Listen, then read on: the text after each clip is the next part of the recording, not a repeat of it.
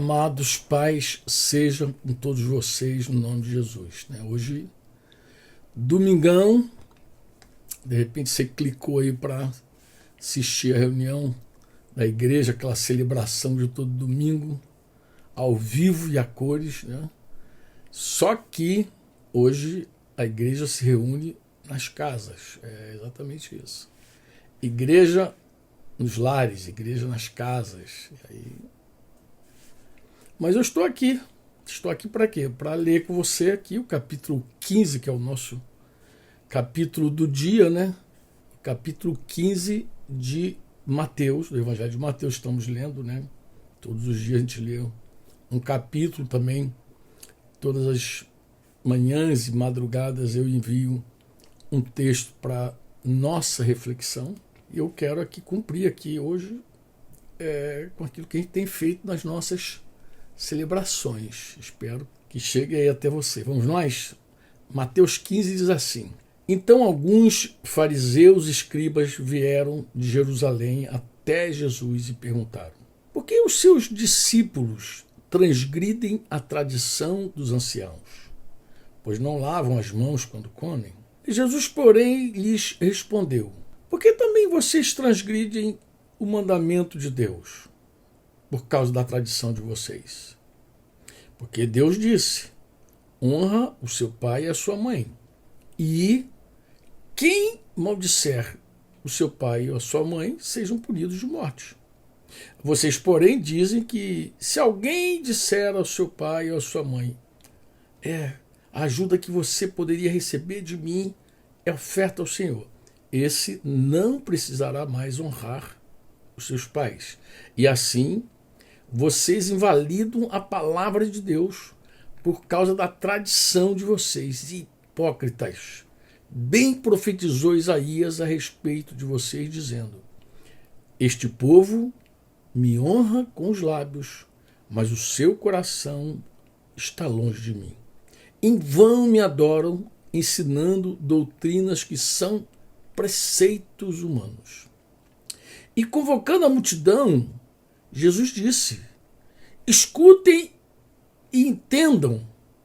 O que contamina a pessoa não é o que entra pela boca, mas é o que sai da boca. Isto sim contamina a pessoa. Então, aproximando-se dele, os discípulos disseram: Sabia que os fariseus, ouvindo o que o Senhor disse, ficaram escandalizados? Mas ele respondeu: Toda planta que meu Pai Celeste não plantou será arrancada. Esqueçam os fariseus, são cegos guias de cegos. Ora, se um cego guiar o outro cego, ambos cairão num buraco. Então Pedro disse a Jesus: Explique-nos esta parábola. Jesus, porém, disse: Também vocês ainda não entenderam? Não compreendem que tudo o que entra pela boca e desce para o estômago depois é eliminado? Mas o que sai da boca vem do coração, e isso é que contamina a pessoa. Porque do coração procedem maus pensamentos, homicídios, imoralidade sexual, prostituição, furtos, falsos testemunhos, blasfêmias. São estas as coisas que contaminam as pessoas. Mas o comer sem lavar as mãos não a contamina. Saindo dali, Jesus foi para a região de Tiro e Sidom. E eis que uma mulher cananeia que tinha vindo daqueles lados clamava: Senhor, filho de Davi, tenha compaixão de mim. Minha filha está horrivelmente endemoniada. Jesus, porém, não lhes respondeu palavra. Então os seus discípulos, aproximando-se, disseram: Mande-a embora, pois vem gritando atrás de nós. Mas Jesus respondeu: Não fui enviado senão as ovelhas perdidas da casa de Israel. Ela, porém, veio e o adorou, dizendo: Senhor, me ajude. Jesus respondeu: Não é correto pegar o pão dos filhos e jogá-lo aos cachorrinhos? A mulher disse: É verdade, Senhor, pois os cachorrinhos comem das migalhas que caem da mesa dos seus donos. Então Jesus exclamou: mulher, que grande fé você tem, que seja feito como você quer. E desde aquele momento a filha dela ficou curada. Saindo dali, Jesus foi para junto do mar da Galileia e, subindo ao monte, assentou-se ali, e vieram a ele muitas multidões, trazendo consigo coxos, cegos, aleijados, mudos e muitos outros, e os deixaram junto aos pés de Jesus, e ele os curou. O povo ficou maravilhado ao ver que os mudos falavam, os aleijados recuperavam a saúde, os coxos andavam e os cegos viam e glorificavam o Deus de Israel. Então Jesus chamou os seus discípulos e disse: tenham compaixão dessa gente, porque já faz 3 dias que eles estão comigo e não têm o que comer. E não quero mandá-los para casa em jejum, para que não desfaleçam pelo caminho. Mas os discípulos lhe disseram: onde haverá neste deserto pão suficiente para saciar tão grande multidão? Jesus perguntou: quantos pães vocês têm? Eles responderam: 7 pães e alguns peixinhos. Então, tendo mandado o povo assentar-se no chão, pegou os 7 pães e os peixes, e tendo dado graças, os partiu e deu aos discípulos, e estes distribuíram ao povo. Todos comeram, se encheram, se fartaram, e dos pedaços que sobraram, recolheram 7 cestos cheios. Ora, os que comeram eram 4.000 homens, além de mulheres e crianças. E tendo despedido as multidões, Jesus entrou no barco e foi para o território de Magdã. Essa versão que eu terminei de ler é a Nova Almeida Atualizada, versão conhecida como NAA. Essa é uma versão que eu costumo utilizar. Aprecio muito essa versão. Bem, eu enviei também para todos que participam do nosso grupo, de WhatsApp da igreja, eu enviei para vocês uma reflexão, cujo título, eu escolhi o título: O Coração e a Adoração.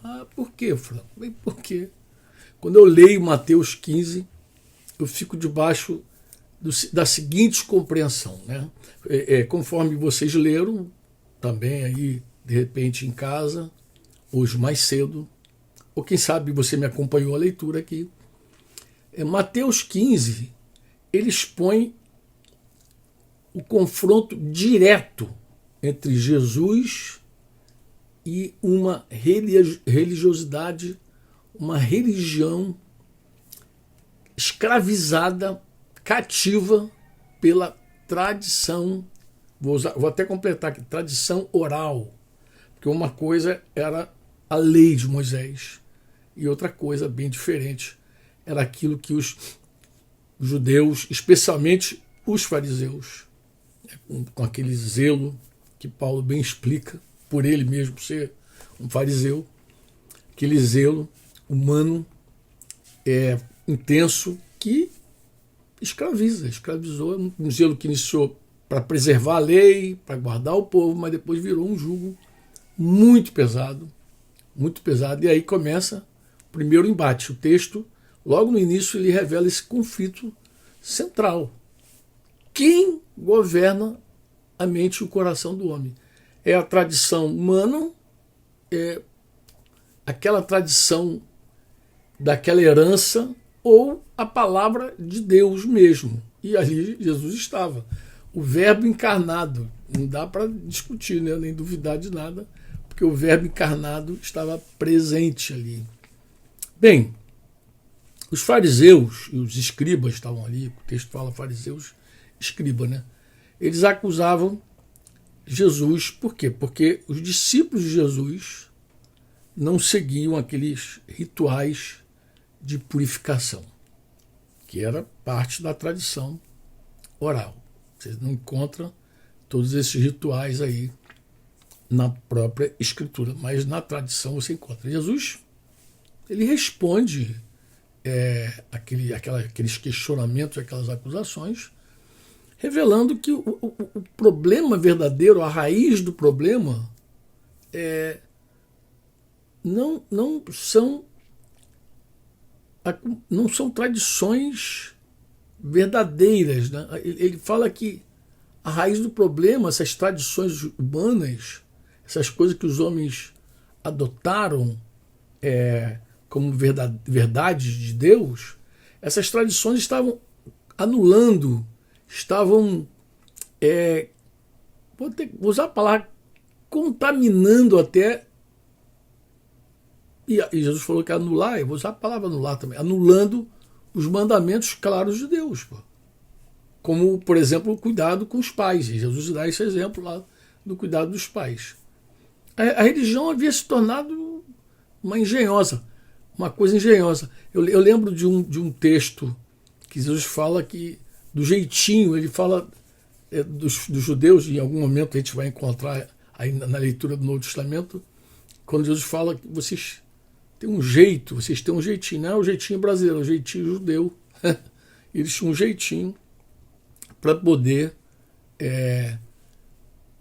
tirar mais recurso financeiro do povo, com aquele esquema do, olha, se teu pai chegar para você, vou parafrasear aqui, e te pedir algum tipo de ajuda, você fala, olha, pai, eu quero ajuda para ti, é oferta ao Senhor. Então, a hora que você traz essa justificativa para o teu pai, você estaria livre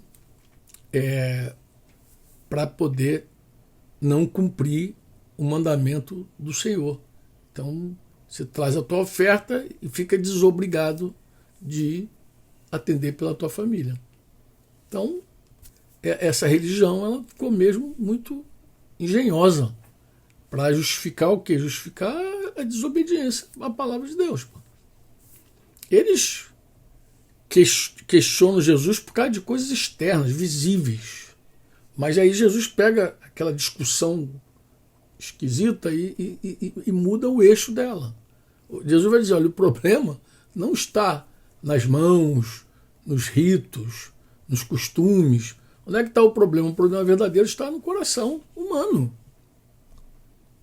E quando a gente estuda esse texto, agora não estou falando só de ler, você de repente parar, estudar, você para, você ora, você medita, mas você também pode estudar a Escritura, né? Aí você vai descobrir, quando você estuda mais profundamente, você vai descobrir outra verdade que também está exposta. O que é, Franco? A lei de Deus, ela não sustentava de fato aquela tradição religiosa. Era uma tradição que não se fundamentava na lei de Moisés. Com toda certeza, o problema nunca foi a lei. Jesus disse que ele veio cumprir a lei, mas aquilo que os homens fizeram com a lei.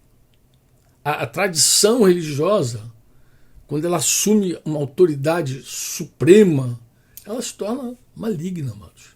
Por quê, Franco? Porque ela escraviza aqueles que Deus quer libertar. Inclusive, a lei veio para libertar mesmo. A lei veio para guardar a vida das pessoas, né? Não matar, não roubar, não adulterar. Então, né, cuidar da mulher, se você repudia, dar carta de ódio. Tudo isso aí era uma lei cuidadosa com as pessoas, entendeu? Da tua relação com Deus, mas da tua relação também com o ser humano. E essa lei maravilhosa de Deus, ela foi substituída por um sistema oral. Eu explico isso muito detalhadamente naqueles vídeos do Sermão do Monte que eu gravei lá em Porto da Folha. Se depois você quiser ter acesso, entra lá no meu canal, lá, canal do Servo Livre, lá entra e pega lá uma playlist chamada O Sermão do Monte. E nessa playlist você vai poder aí esmiuçar, estudar, né? Não só, mas estudar um pouco, porque ali eu faço um estudo realmente como é que essa tradição oral se sobrepôs, né, sobre a Escritura, sobre a lei de Deus, né? Você vê que a tradição ela tenta tratar comportamentos. Jesus, ele transforma o nosso coração. Eles estão preocupados em lavar as mãos, Jesus está ocupado em lavar o coração, te dar um coração novo. Um coração novo mesmo, com certeza. Um coração novo vai produzir uma atitude nova, um comportamento novo. Né? Um coração novo gera comportamento novo. Por isso que a graça não pode ser barata, não pode ser uma graça sem verdade. Porque se a graça for sem verdade, ela te ilude. Você vai achar que vivendo uma vida torta, você está debaixo da graça. Mas não, Jesus muda quem somos para mudar o nosso comportamento. Nós precisamos de uma graça com a verdade para a gente chegar a essa plenitude. Mas também não podemos ter verdade sem graça. Por quê, Franco? Porque isso produz condenação. Se você coloca muito forte a mudança de comportamento sem a graça de Deus que entra em nós e nos transforma, aí nós ficamos debaixo de um jugo que não é o jugo de Jesus. Quando Jesus, em geral, ele reprova o nosso comportamento, ele está dizendo assim, olha, se ele me repreende o meu comportamento, ele está dizendo assim, Franco, tem algo lá dentro do teu coração que se corrompeu. Tem algo fora aí. Entendeu? Jesus, em geral, ele confronta as fontes. Né? Ele chega a dizer, né, até entonei aqui, ele chama a multidão, né? Embora está no plural lá, a multidão, ele diz, escutem e entendam. Né? Escutem e entendam. Aí ele vai explicar, por meio de uma parábola, esse processo. O que é? O que ele ensina, Franco? Ele ensina que a verdadeira contaminação, né, que o judeu cria que ele era contaminado espiritualmente, essa contaminação não vem de fora, mas é uma contaminação que vem de dentro de nós. O problema, em geral, não é aquilo que o homem consome, que ele come. Né? O que ele come não contamina ele espiritualmente, mas o problema é aquilo que acaba governando o homem, presidindo o homem, que procede de um coração carnal, um coração mal orientado, carnal, ele produz uma vida inteira distorcida. É horrível. Teus pensamentos, teus valores, tuas escolhas, suas práticas, tudo, como diz o ditado antigo, vai tudo pro beleléu. Vai tudo pro beleléu, entendeu? E Jesus, ele denuncia essa hipocrisia. Essa hipocrisia de uma honra, melhor, de uma adoração.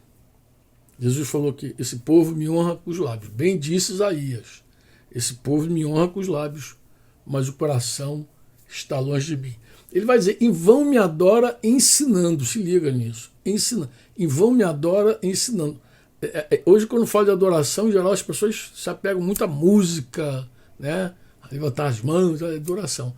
Mas Jesus está dizendo ali que a adoração ali estava comprometida, porque o ensino estava comprometido. Em vão me adoram, porque ensinam doutrinas que são preceitos meramente humanos, ele falou. Então, o tema não era música. A música está desafinada, em vão me adoram. Os músicos nem sabem cantar direito, em vão me adoram. Não. Ele está confrontando o ensino humano que falsifica a genuína adoração, porque a adoração genuína ela é em espírito e em verdade. A hora que você compromete esse ensino, você compromete também a adoração. Né? Jesus deixa claro, ele revela que tradições religiosas elas podem anular a palavra de Deus quando elas são usadas para proteger interesses pessoais. Né? Libera o cara para ofertar se ele tiver um dinheirinho e está dividido entre o pai e o altar, não, deixa teu pai para lá, vem para cá. Né? Então, a nossa tradição, ela anula a palavra de Deus quando essa tradição ela é usada para proteger nossos interesses pessoais e justificar a desobediência moral, como eu falei aqui. O que os fariseus criam? Eles criam que estavam certos, por seguirem padrões religiosos, consolidados, estavam certinho. Mas Jesus ele destrói essa segurança quando ele mostra que tradição ela pode coexistir, ela pode viver no mesmo contexto, no mesmo ambiente, com um coração distante de Deus. Então, eu posso ter uma excelente tradição religiosa com o coração totalmente longe da presença do Senhor. É assim que acontece em geral no nosso mundão, né? Esse mundão que a gente vive aí, ele tem respostas prontas para tudo. O tema é dinheiro, o mundo tem resposta. O tema é prazer, o mundo tem resposta. Sobre identidade, o mundo tem resposta. O mundo fala sobre valores também, né? O mundo fala até sobre Deus, fala sobre o futuro, sobre o teu presente, sobre o teu passado, né? E quando alguém abraça uma religião vazia da palavra, o que ele vai fazer? Ele vai só batizar essas respostas mundanas com uma linguagem espiritual. Ele vai dar um verniz aí de espiritualidade em algo que é totalmente mundano. E qual é o resultado disso, Franco? É uma adoração falsa. Não está adorando a Deus de verdade. O coração está distante. Tá? A boca está, aleluia, glória a Deus, e o coração distante.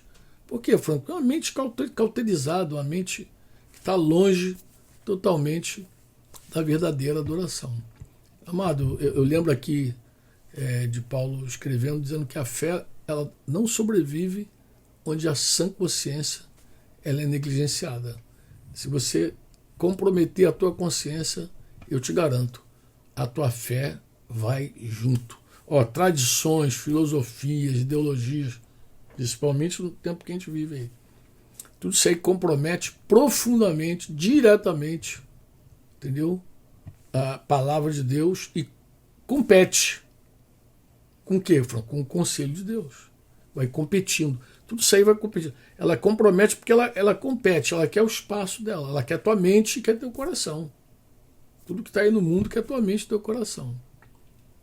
E Jesus deixa claro que nada que entra pela boca contamina espiritualmente o homem, mas aquilo que procede do coração. Ele lista pecados assim que nascem internamente, incluindo a imoralidade sexual, lembra? Quero dar essa nota. Jesus deixa claro, muito claro, o seguinte, que o mal, ele procede de um coração. Se ele procede de um coração, esse mal ele não é circunstancial. Esse mal ele é o mal espiritual. Então, a gente combate esse mal, essa maldade nossa, a partir de uma rendição plena, de um coração verdadeiramente quebrantado. E Jesus, ele convoca a multidão, ensina por meio dessa parábola que eu falei aqui, do que contamina o homem, não. E os discípulos ainda sem entendimento, eles dizem para o mestre, os fariseus estão escandalizados, mas Jesus, meu amigo, Jesus ele ignora o escândalo. Por quê, Franco? Porque Jesus é maduro, ele é pleno. Ele define os fariseus como guias cegos. São cegos. Cegos guiando cego. São guias cegos. É o cego guiando cego. E deixa claro que a verdade ela não tem que ser ajustada.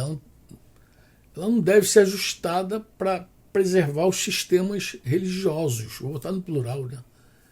Tem gente que quer ajustar a verdade para dar uma mexida, na verdade, para preservar esses sistemas religiosos brabos, né? Mas Jesus deixou claro também, eu gosto muito desse versículo. Tudo que o Pai não plantou será arrancado. Tudo que o Pai. Franco, por que Jesus não se escandalizou? Não se escandalizou porque Jesus é maduro. Uma maturidade espiritual, ela remove o medo de escândalos, amado.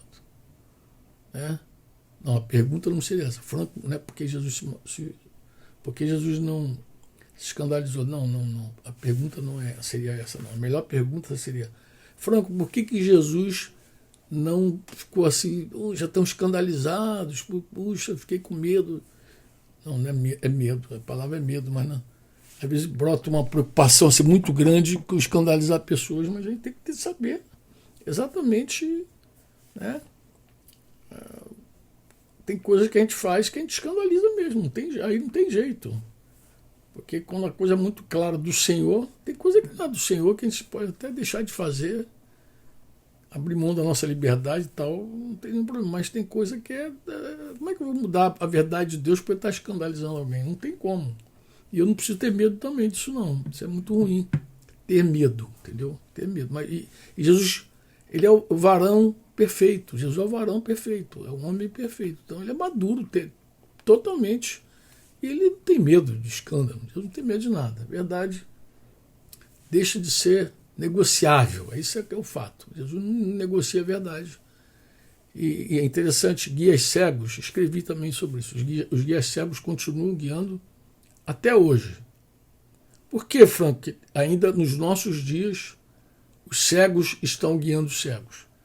Porque muitos ainda preferem a segurança religiosa a confronto espiritual.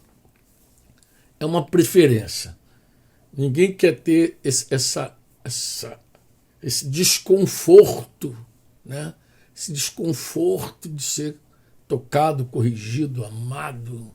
Ninguém quer ter esse desconforto. Então as pessoas acabam preferindo mesmo essa coisa.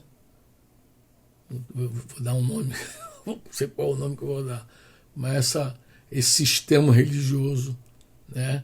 Essa proteção religiosa, né? As pessoas ainda gostam de guias cegos guiando outros cegos, né?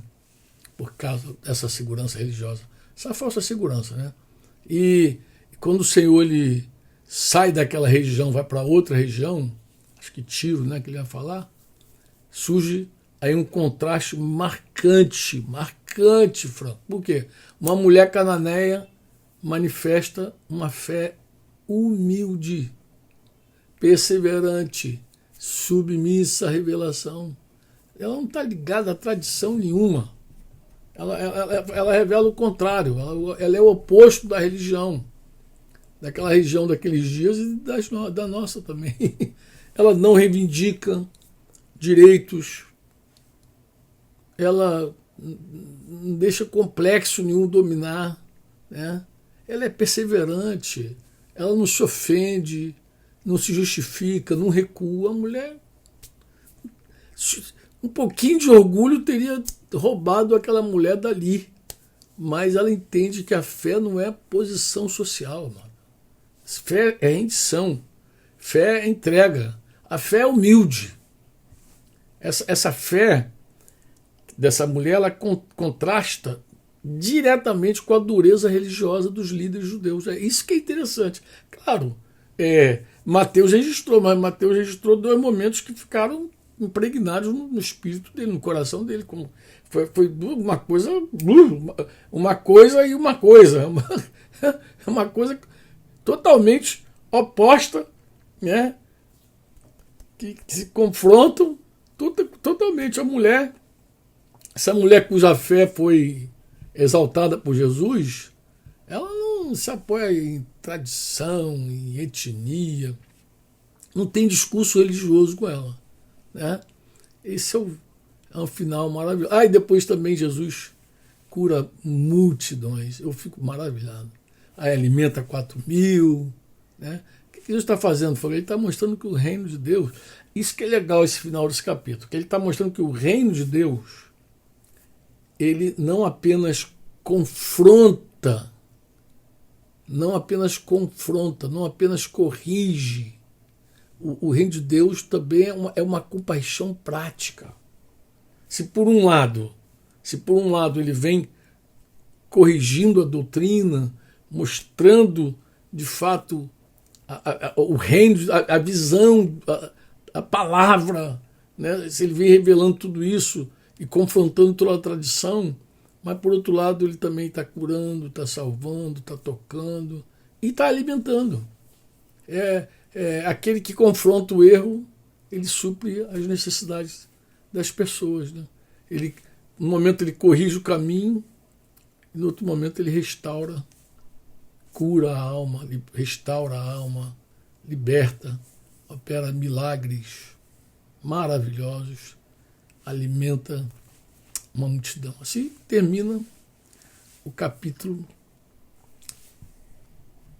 15 de Mateus, que é o nosso capítulo de hoje. Capítulo de hoje, 15. Aí eu não sei se esse momento, esse bate-papo cooperou com a sua compreensão, mas eu quero te dar um conselho aqui para terminar. Qual é, Franco? Seguinte, só para cooperar com o teu devocional. Leia o capítulo, aquele texto que eu te envio aí todas as manhãs. Leia também, leia. Creio que pode cooperar muito com a sua vida, mas, sobretudo, ore e tenha o teu momento. Olhe o texto, medita nele, rumina ele, né? Eu tenho certeza que Deus vai falar muito mais ao seu coração. Valeu? Grande beijo. Paz seja contigo no nome de Jesus. Inclusive, se você está passando por alguma tribulação, alguma dificuldade, alguma doença, seja curado agora no nome do Senhor Jesus Cristo. Nesse nome poderoso de Jesus, esse Jesus que operou milagres e que opera milagres até o dia de hoje. Seja curado agora em nome do Senhor Jesus Cristo. Beijo no seu coração. Eu posso dizer assim, fui, tchau.